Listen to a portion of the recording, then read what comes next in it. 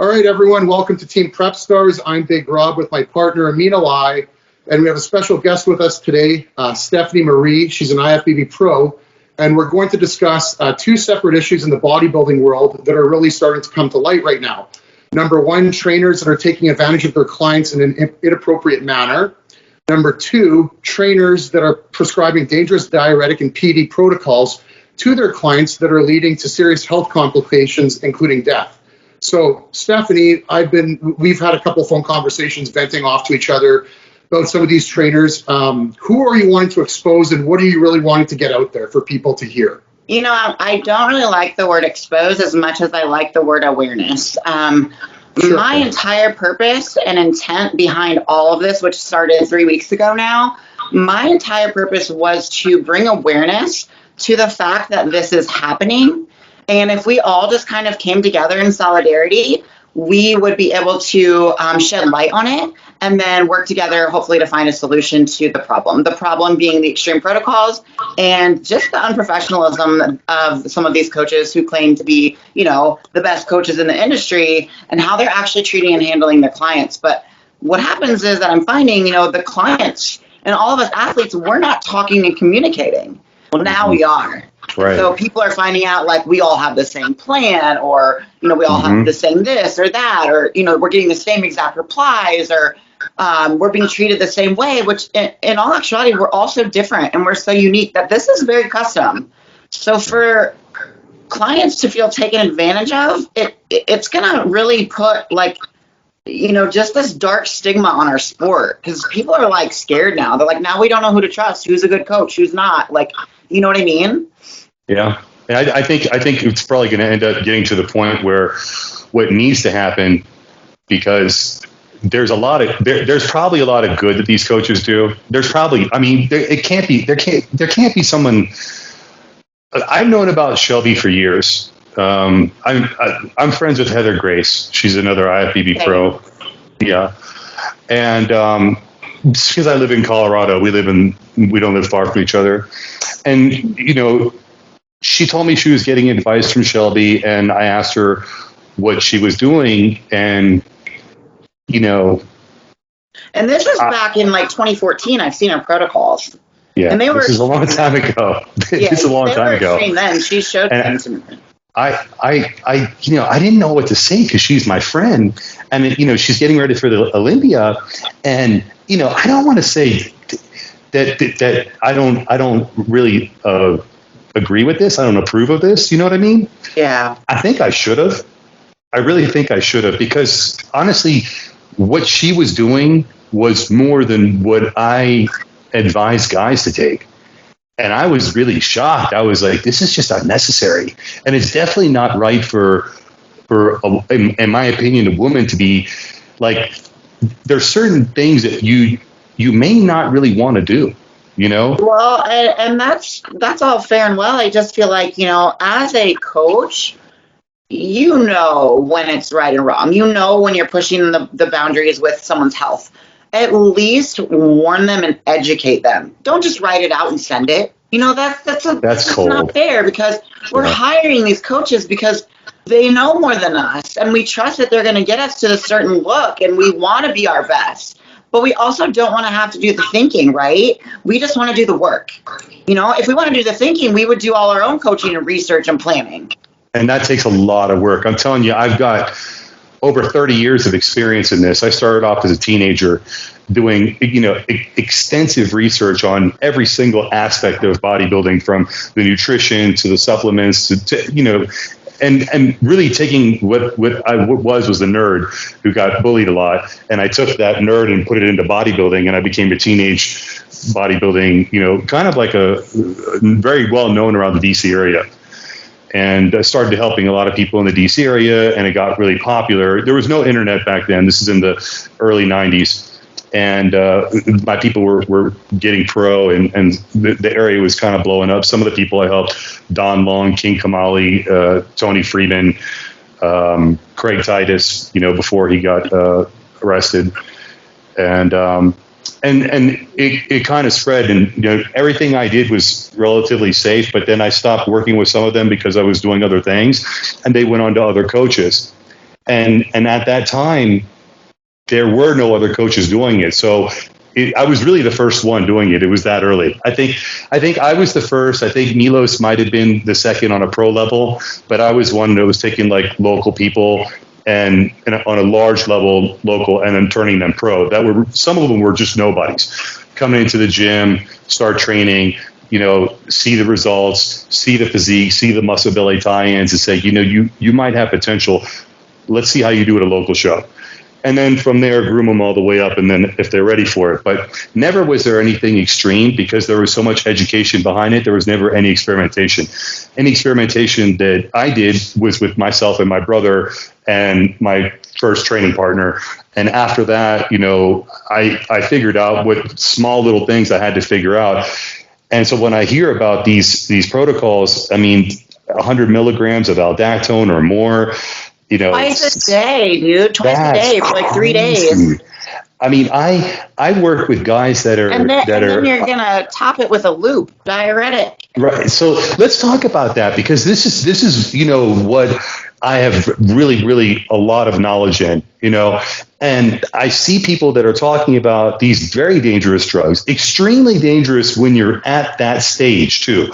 It's very critical to understand that a loop diuretic like Bumax or Lasix may not be dangerous to a person who has hypertension, who's overweight, and who might have some kind of renal issues that they need it for. That might not be an issue. But anyone who's in a dehydrated state or a state of a bodybuilder or that lean, where the water, sub-Q water, there's nothing left, it's going to take something from in you, out of you. And that's why people get so flat and they get so depleted. And you really don't want to prep using diuretics. That's just a horrible thing to do. Like, if you use them at the... If you have to use diuretics, you're definitely not lean enough. That's right. That's right. I also think that there is a way to use a minimal amount and just be that much tighter and drier. And it's only at the end. In this day and age, everything is instant gratification. More is better. Bigger, faster, leaner, stronger. So you can't really convince some of these coaches or athletes otherwise, because they're going to do what they want to do regardless.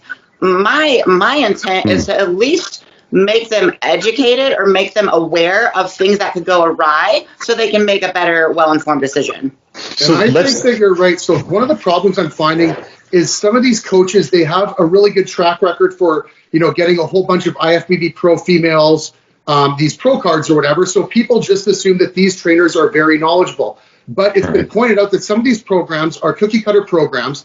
When a coach actually dials in an athlete for their final week, it's one thing for a coach to say, okay, here's what you're going to be doing, but I'm going to be dialing you in every couple hours. You need to get on the phone, and this will change. But these are the things. There's no absolute. You're changing by the hour. It's very tentative. It's you're checking in after every meal. For a coach to lay out a plan and say, this is what you're doing on Friday, the day before your show, and that's it. That's not it. So I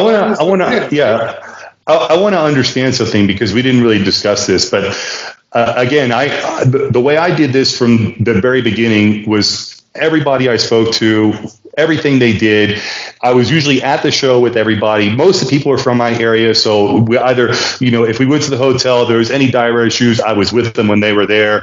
I would see everything that was happening, so there was never any problems, right? You're telling me these people don't even speak to you on the phone?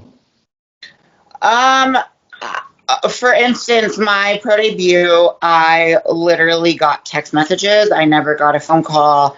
He was in the same city and didn't even come check on me in my room, or when I was at check-ins, he didn't ask to me to drop down and pose for him or see him. And he just kept pumping me full of Diazide that show. This was Shane. And he did he even know how much weight you were dropping? No, I didn't even bring a scale with me. What? You didn't even bring a scale? You gotta be kidding me. Thursday afternoon than I did Saturday morning. And all we did was manipulate water. I don't even remember if we manipulated sodium. We manipulated water and Diazide. We had to have manipulated sodium because one thing that Shane's big on, and I'll never forget it, he says, if you're cramping, take a half a packet of salt and eat it. And I was like, a half a packet? Where do I get a packet? He's like, at the gas station. They have packets of salt. And I was like, oh, duh. And I'll never forget that because I was like, that's genius to have packets of salt on you.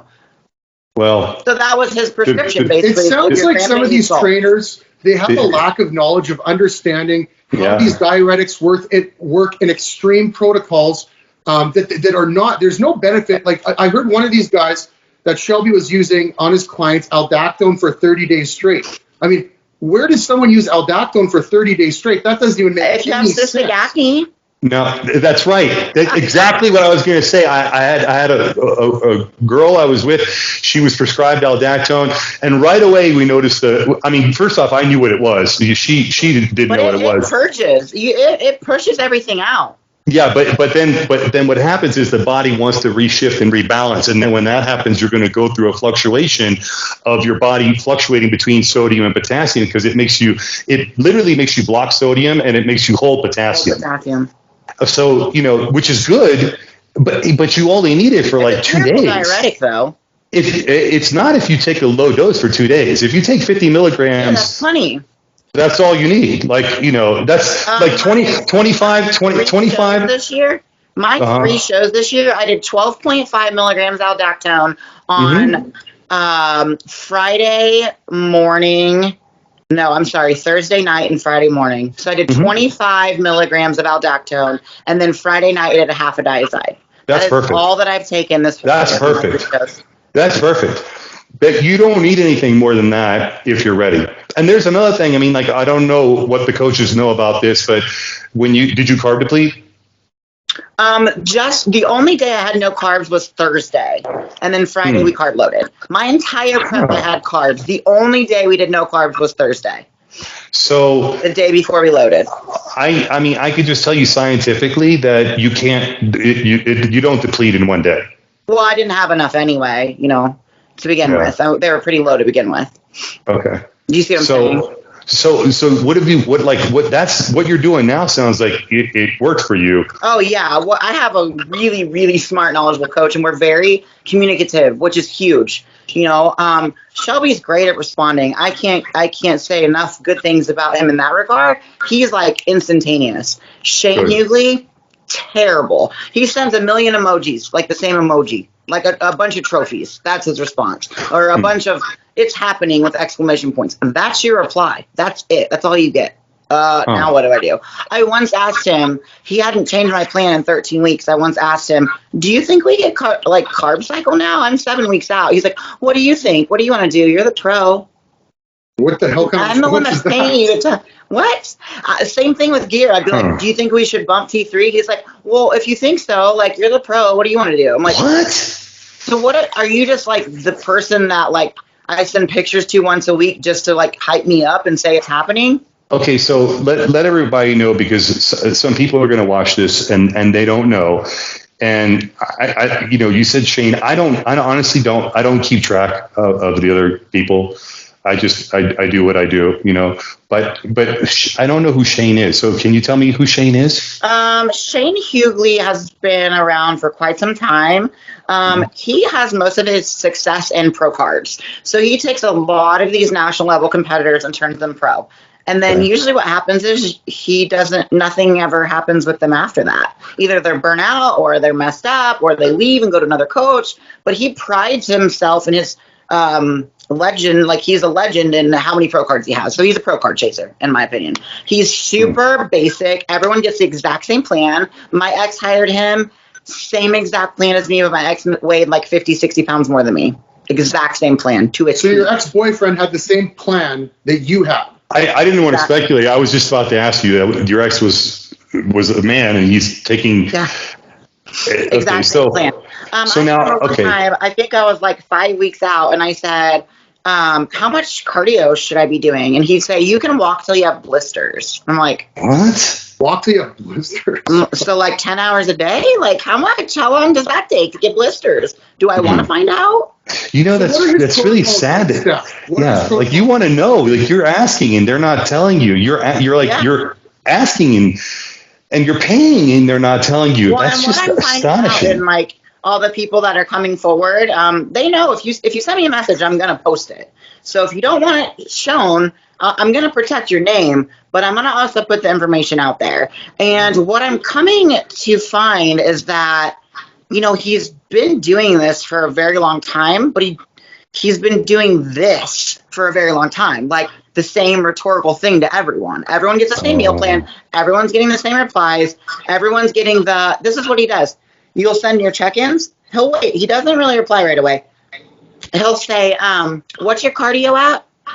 How many meals have carbs? He genuinely has so many clients that he doesn't freaking know who is who and doing what and what. And he does it all over text. So there's no like organization as to what's been revised, what the plan is now. So he has to ask, you know, what's your cardio at? Dude, you're my coach. Shouldn't you know that?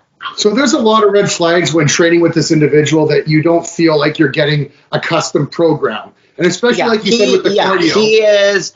He is quantity over quality coach.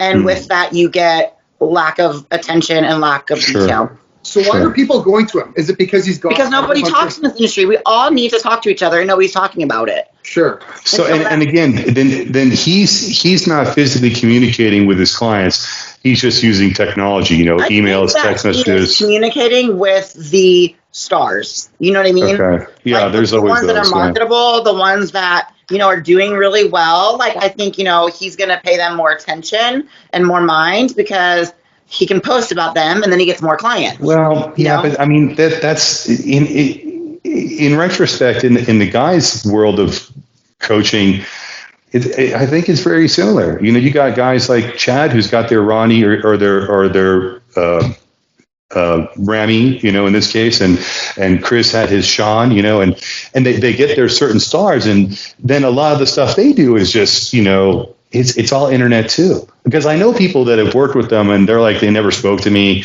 They're like, and I think what they do is and you could tell me if this is what your coach did. I guess they get a certain amount of money, and it's not extraordinary. I don't know, but I'm assuming it's, you know, maybe a few $100s a month or something like that. And so I guess they don't really take the time. They can have lots of clients and just, you know, do the emails where somebody like me. I was with Shane, he was only $100 a month. And I keep thinking that's really cheap. And then I keep thinking, but you get what you pay for. And you know, in retrospect, if someone works with me for a show, they're paying $3,000, but at the end of that, they're coaching other people. It's happened to I mean, well, everybody's a coach now. I had a client last year, his first show, he got 4th, and now he's coaching people, and I'm thinking in my head, well, I didn't teach you anything. Like I think that's the problem, Steph, is you get a lot of people that do one show, and instead of like, they still really don't have any knowledge, but they take the program that they used and they use it as a cookie cutter, and they literally use that same program and they start training people. And and they really don't understand. And unfortunately, we're not a regulated organization. The coaches aren't regulated, so people can do whatever they want. But the real issue, guys, I think is that the naiveness and the lack of self-esteem of the people that are approaching. And just the eagerness to get on stage, and you just put like blind loyalty and trust in someone that's done it. Yeah, and you know what? As a coach has a lot of power over their clients, especially when the client trusts their coach. And usually, if you're going to hire someone, you immediately just kind of give that coach your trust. Did you see the horrible story I posted? Did you see the horrible story I posted this morning of the coach who was yelling at her client, forcing her to take diuretic? I did. That was awful. That's tragic. Why don't you tell Amin about that? And tell her. So I had someone reach out to me on Saturday morning. They sent me 2 profiles, and they said, my girl is with her coaches. She's getting ready to do a show. And I said, okay, what can I do for you? Then he proceeded to send me a voice recording. Like if I had my phone out and I was video recording you, but you didn't know I was recording you, okay? And it's on my story. Basically, there's 2 coaches, a man and a woman, husband and wife. And the wife is she says literally like 1,000 times. Now I hate that word. She's going off on the client because the client is refusing to take Diazide. She's like, I don't want to. That's what I've been planning around, and Brian too, obviously. I mean, he wrote it into your fucking plan. And literally, like, I told you about the dropping water, and I know Brian told you about it too. So literally, you should should just literally stop bitching and just take the fucking pill. Because if it was not healthy, Brian wouldn't be having you fucking take it. He's a nutritionist, and this shit that we're doing is actually illegal. So it's not like we're doing something that's illegal. Fucking everybody in this entire fucking show is probably loaded with steroids, and you're not. Ooh, you're gonna take a diuretic to drop water. So is everybody fucking else. I'm sorry, but literally, like, this is what we fucking do. So if you literally didn't want to do it, you really should have fucking said something. This is not fucking do. So if you literally didn't want to do it, you really should have fucking said something. This is not, we just don't have time to, like, fuck with it right now. You fucking worked way too fucking hard this whole time to literally lose a really good fucking placing over something really stupid. Because literally it's just going to add more stress to the whole fucking situation. So, because he's going to have to change the whole fucking plan. Like, it's going to fucking add stress. And we're not even going to fucking know. I mean, it's up to you. What do I know? I've only done fucking 10, 15 shows. I don't know. But it's not really the time to fucking change it. Take it. And she's like, you're literally going to do this, or we have to write the whole plan, and this is stupid. And like, she's like, you're going to take it. Like, she's like, everyone on the stage is probably doing steroids, and what we're doing is legal, and he's a nutritionist. I'm like, you sound stupid. This is illegal. A nutritionist cannot prescribe Diazide. And she said no. No means no. And your job is to change the plan. And then she said, "Oh, do you know how much work and how much effort it is going to be to change the plan? Like she was bullying her. She was literally bullying her into taking a diuretic, and she's an NPC bikini competitor." Yeah, that's ridiculous. I mean, there's other ways of doing this, just so that other people that see this can understand that.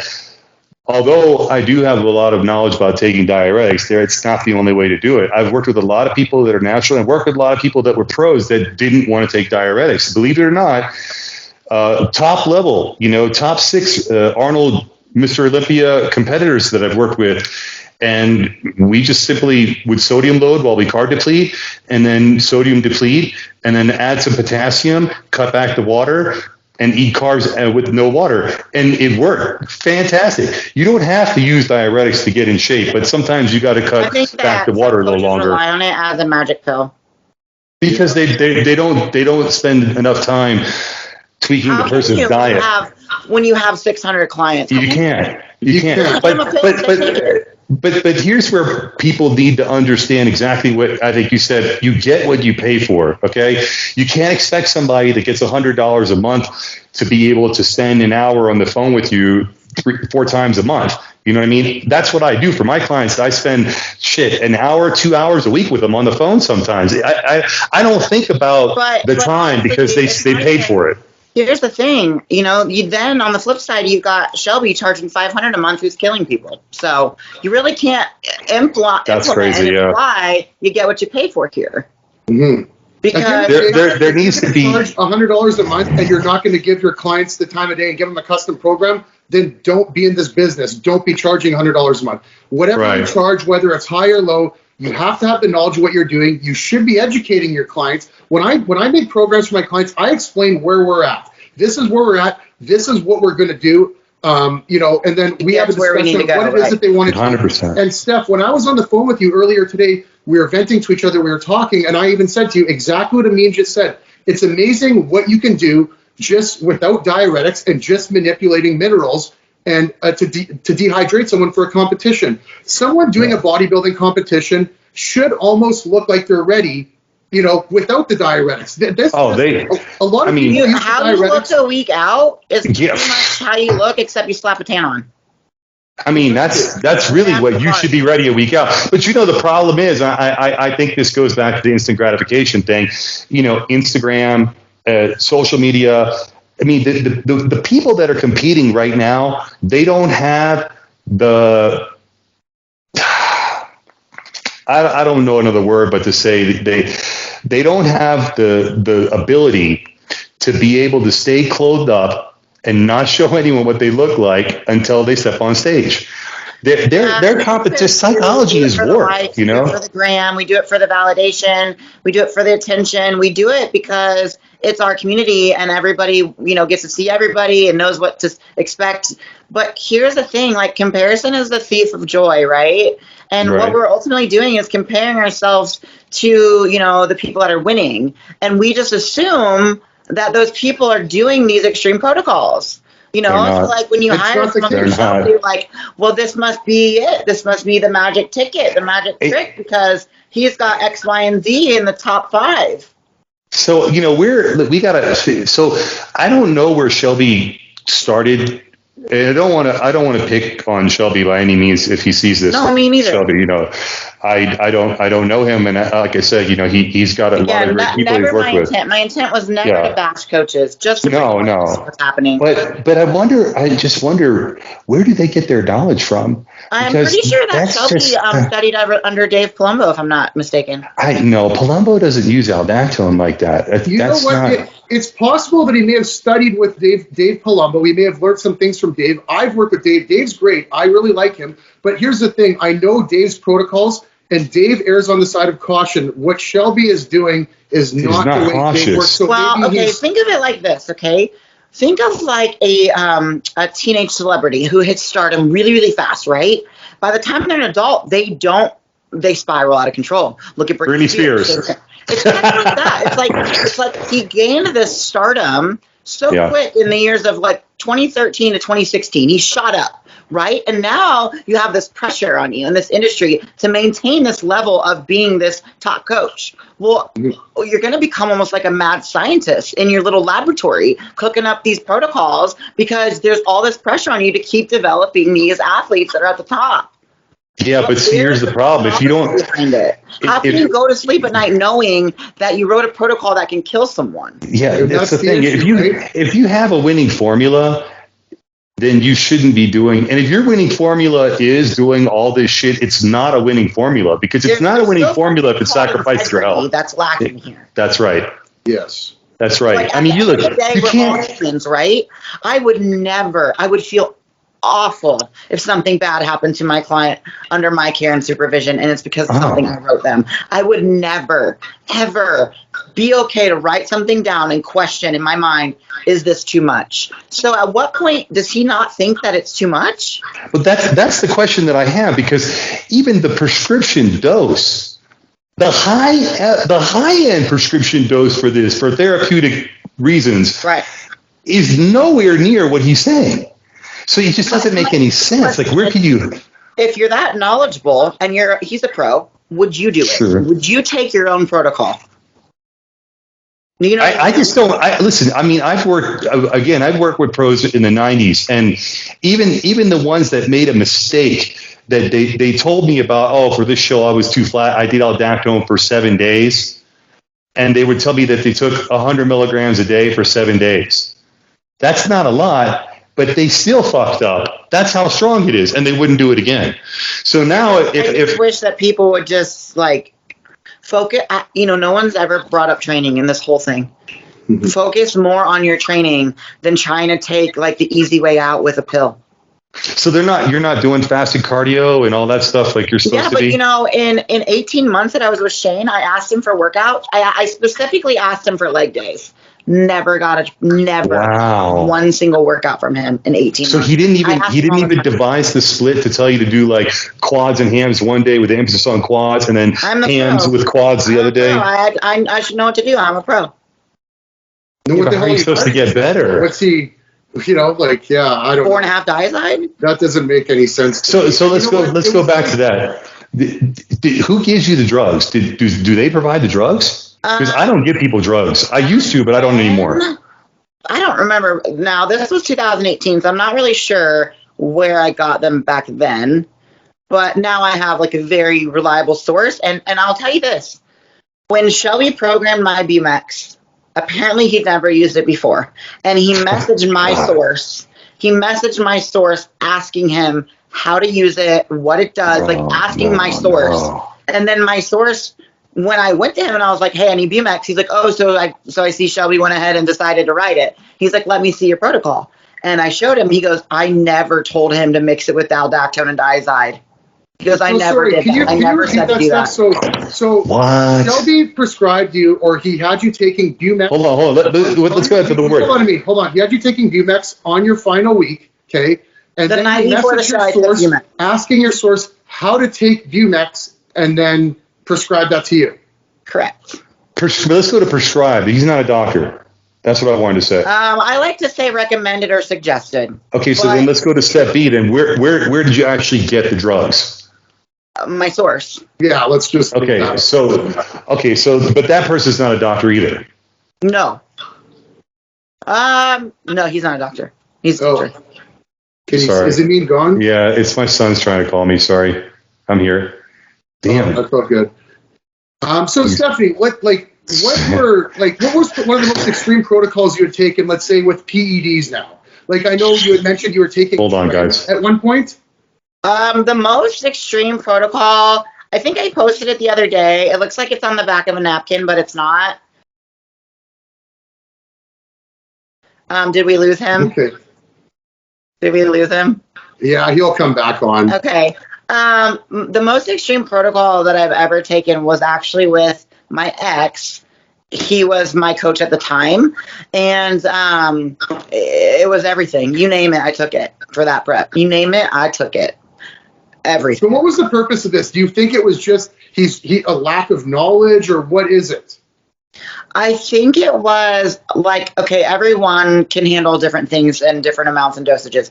For whatever reason, my body, my metabolism, I'm able to handle a lot and not really get any side effects or have any sort of like permanent changes in my femininity and things like that. So I think it was just a matter of like, let's just keep throwing things into the fire because we're not getting any like backlash on it. You know what I mean? Jeez, yeah. Okay. Was there any cramping? Or was there any like signs of things going bad? The only time I can remember ever cramping is the night before I turned pro. I had one of the worst hamstring calf cramps. It made me throw up. It was so severe. Wait, you mean you took all that stuff and you didn't cramp? No, I'm talking now, specifically right now, I'm talking about 2016. With Shelby and the crazy diuretic protocol, I fell to the ground and medics came over. Oh, hold on. Whoa, yeah. Story stuff. What was your protocol and what were you taking? For what? For which time? When you fell to the floor. Yeah, it was the 10 days of Aldactone, the 3 days of Diazide, and then the Bumex the night before morning of. And then we had pulled sodium for almost 2 days, and we pulled water for like almost 24 hours. And then the morning of, all I got was like 100 grams of white rice and a whole egg. And no potassium? He told me not to pump up. And I went backstage. Everyone's pumping up, and it was very hot in the venue. And I texted him. I said, it's really hot, and I'm really shaky, and I feel faint. He did not reply. I went ahead and got on stage, did my thing. I was first call out, but top 4 got removed. So that means now I'm second call out as well. So I have to repose again. So I'm up there forever, what seems like forever. As soon as I walked off stage, I fell to the ground. And anytime you do that and there's medics around, they're going to come right to you. So they come over, they bring me like a little cup of water and drinking it. My phone was nearby, got it. They're like checking my blood pressure. They're putting ice packs all over me. My boyfriend comes back, eventually backstage, grabs my Gatorade, and I finally get a hold of Shelby. He's like, don't drink Gatorade. And I didn't. What? Well, at the time, I didn't know why. Now I do. Because think about, I was taking 10 days of Aldactone, which is potassium sparing, right? Guess what's in Gatorade? More potassium. Yeah, but hold on, but that's not true. You took exactly the Bumex flushed you out. The loop overpowers the Aldactone. I didn't give a shit at that point. Good. Like, I mean, no, you have to. So he knew I was with the medics. Or just water and salt. And he still had me take more Diazide after that. So you know what, Steph? So this is what I'm getting very clear here. This has nothing to do with Shelby as a person. I don't know the guy at all with a hole in the head, but the protocol that you just stated and what he told you not to drink the Gatorade, it really shows me that he really doesn't have the knowledge to be training people for these competitions with. Mind you, I was in Florida and he's in Michigan. You know what I mean? So there's there's some negligence and there's some actually, and I'm sorry if based on what you're saying, there's definitely some negligence and there's some malice involved in this. Absolutely. Yeah, no, There's some malice involved. a couple times, so I'm sorry. discussing I'm sorry the that civil and happened. criminal side of it as well. I mean, Negligence is one. the disdain from having you seek medical attention and to tell you not to take the advice of professionals And I, when you're well, that's not what are they telling acceptable. you what to do? What are they telling you to do? And he It said, shouldn't matter. Do not take in potassium. And then I went back through my Facebook Messenger with him because we were communicating via email and Facebook Messenger that day. And I went through it all the other night and I posted it. It's all in my highlights. And he specifically said, take another half diazide. Tell people where they can see this so they know that they're watching this. In my highlights on my profile, there are so far 3 different tabs, and it's called Eyes Wide Open. That's the hashtag I'm trying to start and get going to spread awareness because people need to open their eyes. And your Instagram, it's Fierce yeah. Fit Steph. And we'll put that in the description so people know. I've got to tell you, I really thought I heard some extreme things before. I'll be honest with you. I'm in the sport. I've worked with a lot of men, and some of these men, they've done some extreme diuretic protocols. I mean, the most extreme one that we can seem to recall would have been Muhammad bin Aziza, who died. And really, from my understanding of listening to Porter Cottrell and other people tell the story, he could have been saved if they just had an IV, just an IV of saline. He would have been saved. And I think that's honestly what helped me. Is the next day we have an IV place that we go to in Florida, and I went there. That's it. That's what saves you, 100%. But people are going to think what they want to think. I know my truth. I know what my protocol stated. I know that I'm responsible for what I put into my body. I take full responsibility for that. That is not the point. The point is it should have never been fucking written. Exactly. Period. I mean, here's the problem. If you don't know what this stuff does and somebody tells you that they know what this stuff does and you trust that person, and they give you this kind of advice and it does that to you, that's not cool. Well, and the thing of it is, cool. as I've learned more and more and more about it, I'm pretty lucky. That was probably a lethal dose. So yeah, it was. You're very lucky. I think the reason I'm so passionate and compelled to continue this movement and awareness is because I shouldn't be here. You're still alive. Elena. Yes. And you know what? I talked to Shelby, and you know what he told me? And I have this in text. I don't say anything unless I have proof, and I'm a terrible liar, so don't do it. Shelby told me, he said, she had complications in Portugal with the diuretic protocol and cramping. I should not have let her do Spain. But he let her, and she died. Wow. And he gave her the protocol. And so, I mean, the question is, at the end of the day, and I have to say this to myself, because at the end of the day, I mean, do I really want to help people? Do I really want to give people the kind of advice that could kill them? No, and I don't, and I won't. Okay.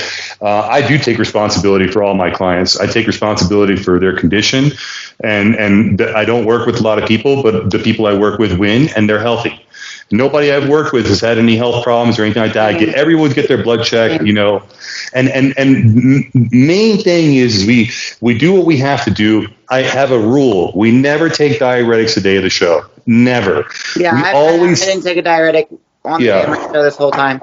You always have sodium in your diet the day of the show. Always have potassium in your diet the day of the show. So there's really no chance of cramping.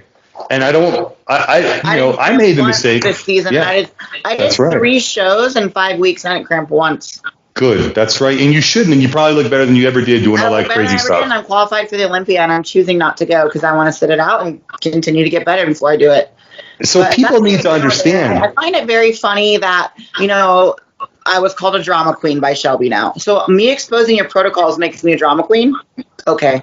Well, you know what we should do? I would like to actually at one point get Shelby on the show and say, okay. Honestly, I don't think he's going to talk right now because I guarantee you a lawyer has told him to keep his mouth shut. Well, you know what? I would like to justify his protocols. I want to hear what he has to say because right now he doesn't understand how to use these diuretics. He does not know the. Well, we know that because hold on, this is the crazy thing. He obviously, like you said, never took Bumax.